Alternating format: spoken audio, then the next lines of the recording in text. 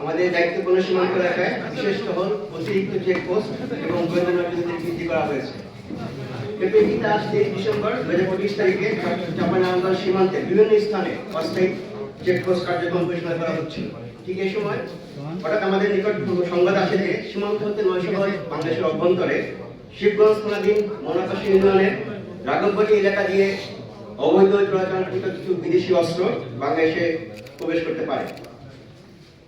পরবর্তীতে আমাদের কৌশলগত পরিকল্পনা অবলম্বন করে রাঘববাটি স্থানে সকাল 11:30টার দিকে একটি অভিযান পরিচালনা করা হয়। এ সময় একজন সন্দেহভাজন ব্যক্তি বিজিবির উপস্থিতি টের পেয়ে দ্রুততার সাথে উক্ত জায়গা থেকে চলে যেতে থাকলে তাকে ধরতে গেলে সেই ব্যক্তি দৌড়ে সীমান্তের দিকে একটি ব্যাগ ফেলে পালিয়ে যায়। পরবর্তীতে টহল দল ঘটনাস্থল তল্লাশি করে ব্যাগটি উদ্ধার করে এবং পলিথিনে মরণ অবস্থায় 2টি বিদেশি পিস্তল, 4টি ম্যাগাজিন এবং 5 রাউন্ড গুলি জব্দ করে।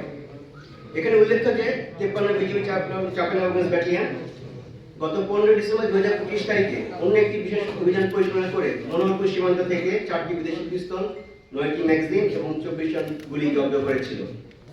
বর্ডার বাংলাদেশ সীমান্ত সুরক্ষা, চোরাচালান দমন এবং সীমান্তে যে কোনো অপ্রীতিকর পরিস্থিতি প্রতিরোধে প্রতিজ্ঞাবদ্ধ।